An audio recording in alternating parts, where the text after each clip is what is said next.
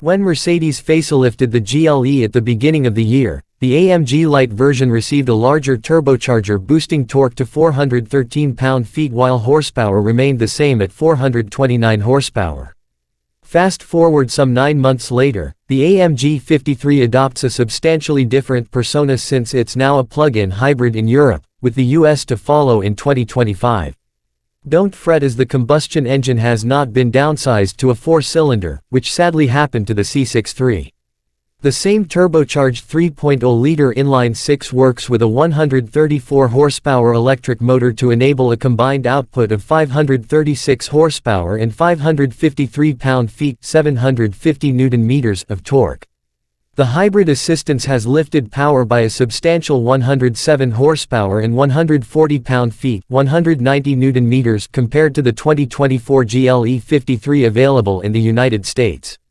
Mercedes is turning both body styles into PHEVs, so the coupe version also gets a charging port to feed a 31.2 kWh battery pack.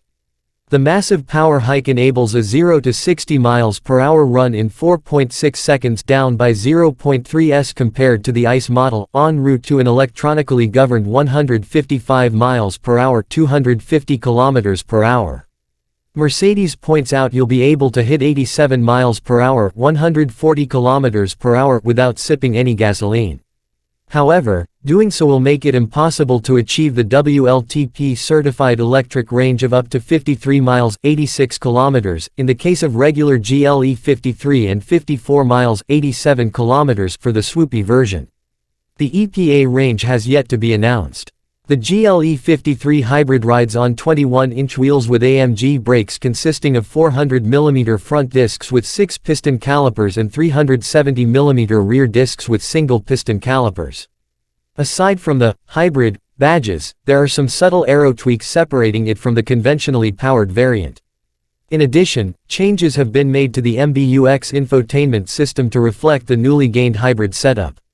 Logic tells us the introduction of a GLE 53 hybrid also means the new E53 is likely to benefit from the same PHEV setup.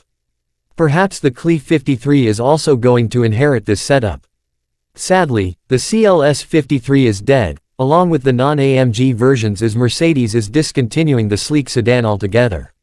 Mercedes will have the 2026 GLE 53 hybrid on sale in the United States later in 2025, which is quite far away considering we're still in 2023.